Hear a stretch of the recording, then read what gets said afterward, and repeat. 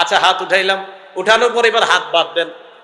তিরমিজি শরীফের 252 নম্বর হাদিসে আছে, নবীজি সাল্লাল্লাহু আলাইহি সাল্লাম কানা ইয়াউম্মুনা, আমাদের ইমামতি করতেন। রাসূল সাল্লাল্লাহু আলাইহি সাল্লাম, রসুল আকরাম সাল্লাল্লাহু আলাইহি সাল্লাম ইমামতি করতেন। নবীজি সাল্লাল্লাহু আলাইহি সাল্লাম কি করতেন? ইমামতি করতেন। ফায়াখুযু শিমালাহ, নবী সাল্লাল্লাহু আলাইহি সাল্লাম বাম হাতকে ধরতেন। ইয়াখুযু শিমালাহ, নবী সাল্লাল্লাহু আলাইহি সাল্লাম বাম হাতকে ধরতেন। বিয়ামিনিহি, ডান হাত মুবারক দ্বারা। নবী সাল্লাল্লাহু আলাইহি সাল্লাম, ঠিক আছে, সমস্যা রসুল আকরাম সাল্লাল্লাহু আলাইহি সাল্লাম ইয়াখুযু শিমালাহ, বাম হাতকে ধরতেন। বিয়ামিনিহি, ডান হাত দ্বারা। খুব মন দিয়ে বুঝেন, তিরমিজির 252 নম্বর হাদিসে পাইলাম বাম হাতকে ডান হাত দিয়ে ধরতেন। কবজি, বাহু কিছু পাইলাম না, শুধু এতটুকু পাইলাম নবীজি ডান হাত দিয়ে বাম হাত ধরতেন। বুখারী শরীফের 740 নম্বর হাদিস, কানান নাসু ইউমারুনা আইয়াদা আর রাজুলুল ইয়াদাল ইউমনা আলা জিরাইহিল ইউসরা, নবীজির যুগে সাহাবায়ে কেরামকে নির্দেশ দেওয়া হতো যে ডান হাতকে বাম হাতের বাহুর উপর যেন রাখে। তাহলে তিরমিজি শরীফের হাদিসে পাইলাম ডান হাত দিয়ে বাম হাত ধরা, বাহু কবজি কিছু পাই নেই। বুখারী শরীফের 740 নম্বর হাদিসে পাইলাম ডান হাত বাম হাতের বাহুর উপরে রাখতেন, বাহু পাইলাম। এবার আবু দাউদ শরীফের 727 নম্বর হাদিসটা একটু মন দিয়ে বুঝেন। এই হাদিসের মধ্যে আসছে কিভাবে, আমার দিকে তাকান একটু, আপনি কষ্ট করেন না। এবার দেখেন, আবু দাউদ শরীফের 727 নম্বর হাদিসে আসছে, রাসূল সাল্লাল্লাহু আলাইহি সাল্লাম ওয়াদা ইয়াদাহুল ইউমনা, নবী সাল্লাল্লাহু আলাইহি সাল্লাম তার ডান হাতে রাখতেন আলা যহরি কাফফিহিল ইউসরা, বাম হাতের উপরে রাখতেন। এবার দেখেন অনুবাদটা কিভাবে রাখতেন, এমন ভাবে রাখতেন আলা যহরি কাফফিহিল ইউসরা ওয়ার রুসগি ওয়াস সাইদি, নবীজি ডান হাত দিয়ে বাম হাত এমন ভাবে ধরতেন যে ডান হাতটা বাম হাতের তালুর পিঠের উপর থাকতো। দেখেন পিঠ, এরপরে পাইলাম ওয়ার রুসগি ওয়াস সাইদি, কবজি এবং বাহু। এবার দেখেন তো এইভাবে প্রথমে আসেন, এই যে ডান হাত দিয়ে বাম হাত ধরলাম, এতটুকু, এটা হাত কিনা বলেন, এটা বাম হাত কিনা, এটা ডান হাত কিনা, এই হাত ধরলাম, এতটুকু বুঝলাম হাত ধরছি। তাহলে তিরমিজি শরীফের 252 নম্বর হাদিস, আমি হাত ধরলাম।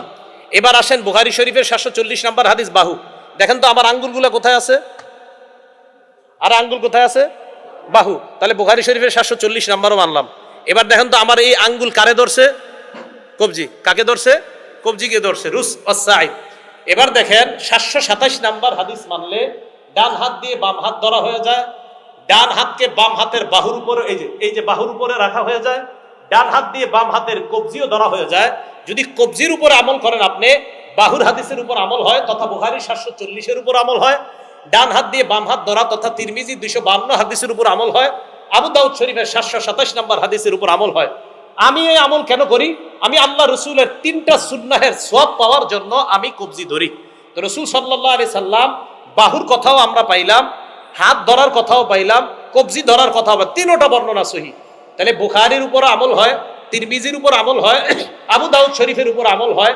এমন একটা পদ্ধতি আপনারা যেই শিখায়, এই পদ্ধতিটা যেই জায়গায় আপনারা শিখায়, ওই জায়গার বা ওই শাস্ত্রটার নাম হানাফি ফিকহ। এই শাস্ত্রটার নাম কি? ফিকহ, হানাফি ফিকহ। তো হানাফি ফিকহ তো আপনাকে 3টা সুন্নাহের আমল শিখাইলো। হানাফি ফিকহ আপনাকে সুন্নাহ বাদ দিতে বলে নাই যে এটা বাদ দিয়ে দাও, বরং 3টা সুন্নাহের উপর কিভাবে আমল হয় এটা আপনাকে হানাফি ফিকহ শিখাইছে। তো এটাই হানাফি ফিকহ। এখানে আপনারা আমাকে বলেন, এই জায়গায় হানাফি ফিকহ কোন হাদিসটার বিরোধিতা করছে? কোন হাদিসের বিরোধিতা করছে? তাহলে এই কথা কেন বলা হয় যে এটা কোরআন সুন্নাহ মোতাবেক না? বিসমিল্লাহ। এখন আমাকে যদি পার্সোনালি প্রশ্ন করেন, পার্সোনালি, আমি অন্যভাবে বলবো না, বললে আবার অনেকভাবে লাগবে যে আপনি হানাফি ফিকহ কেন মানেন, আমি জবাব দেই এইভাবে যে আমি একটা পড়াশোনা করা ছেলে, 16-20 বছর পড়াশোনা করার পরে আমি এটা বুঝছি যে হানাফি ফিকহ অনুসরণ করলে রসুলের সুন্নাহ বেশি পালন করা হয়, তাই আমি হানাফি ফিকহ অনুসরণ করি। রসুলের সুন্নাহ বেশি পালন হয় তাই আমি এটা করি। আপনাদেরকে আমি দেখাই দিচ্ছি, এইভাবে হাদিস মানলে রসুলের 4টা সুন্নাহ পালন হয়, এইভাবে হাত ধরলে রসুলের 3টা সুন্নাহ পালন হয়, তাই আমি হানাফি ফিকহ অনুসরণ করি। আর আগেই বলছি হানাফি ফিকহ মানে কোরআন সুন্নাহের সুবিন্যস্ত একটা সংকলনের নাম হানাফি ফিকহ। এটা হলো, এটা নতুন কোন ধর্ম বা এরকম এই জাতীয় কিছু না। আল্লাহ বুঝার তৌফিক দান করেন। এবার আপনি হাত রাখবেন। মুসান্নাফু ইবনে আবি শাইবা 3959 নাম্বার হাদিসের বর্ণনা। এই জায়গায় আসছে আপনার ওয়াইল ইবনে হুজুর রাদিয়াল্লাহু তাআলা আনহুর বর্ণনা, রাআইতুন নাবিয়্যা সাল্লাল্লাহু আলাইহি সাল্লাম, আমি নবীজিকে দেখেছি, ওয়াদা আয়াদাহুল ইউমনা আলা শিমালিহি, নবীজি সাল্লাল্লাহু আলাইহি সাল্লাম তার ডান হাত বাম হাতের উপর রাখছে, ফিস সালাতি তাহতা সুররা, নামাজের মধ্যে নাভির নিচে তার হাত রাখছে। এই হাদিসের সনদ সহিহ, মুসান্নাফু ইবনে আবি শাইবা 3959 নম্বর হাদিসের বর্ণনা। আমি নবীজিকে দেখলাম ডান হাত বাম হাতের উপরে রাখছে নামাজের মধ্যে। আচ্ছা এবার শুনেন, আমি প্রশ্ন হলো হুজুর আচ্ছা অন্যগুলা মানলে সমস্যা কোথায়, এটাই আপনি মানতে হবে কেন? আমি কেন মানি দেখেন। তাহলে এটা পাইলাম মুসান্নাফু ইবনে আবি শাইবার পরের বর্ণনাটা 3960 নম্বর বর্ণনা। ইব্রাহিম নাখাই রহমতুল্লাহি আলাই তিনি ওয়াদা ইয়াদাহুল ইয়ুমনা আলাল ইউসরা তাহতা সুররাতি ফিস সালাহ, উনি ওনার ডান হাতকে বাম হাতের উপর রাখতেন নাভির নিচে। এরপরে 3960 নম্বর বর্ণনা তো এটা পাইলাম। আজীব একটা বর্ণনা কি, ইমাম আহমদ ইবনে হাম্বল রহমতুল্লাহ আলাই এবং ইসহাক ইবনে রাহওয়াই, ইসহাক ইবনে রাহওয়াই ইমাম বুখারী রহমতুল্লাহ আলাইহির উস্তাদ।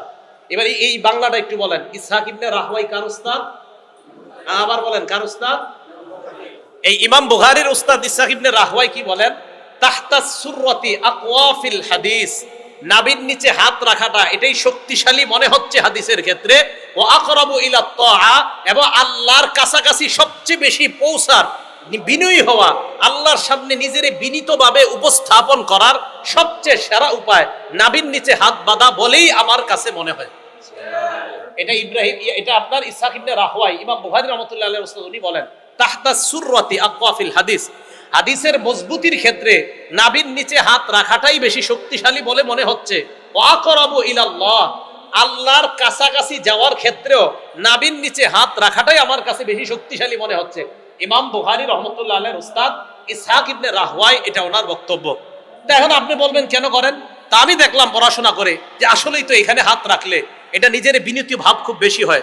আপনি সত্যি সত্যি দেখেন, আপনারা যারা এইভাবে হাত রাখেন না নাভির নিচে, একদিন আপনি এমনি ঘরে কাউরে দেখান লাগবো না, বাহিরে গেলে হয়তো কেউ দেখবেই, তো আপনি ঘরে নিজে নিজে একটু নাভির নিচে হাত রাখা দেখেন, 1-2 রাকাত নামাজ পড়েন নাভির নিচে হাত রাখার পর আপনি দেখেন আপনার ভিতরে বিনয়ী ভাব বেশি কাজ করে কিনা। আপনি দেখেন বড় বড় উলামায়ে কেরাম তাবিঈরা তারা বলছেন নাভির নিচে হাত রাখলে বিনয়ী ভাবটা বেশি আসে। ইমাম বুখারীর উস্তাদও এই কথা বললেন। তা আপনি আজকে দেখেন এইভাবে দাঁড়াইলে নাভির নিচে হাত রাখা যে আল্লাহর কাছে নিজের ছোট মনে করা কি বেশি হয় না হয় না? এটা আপনি দেখেন।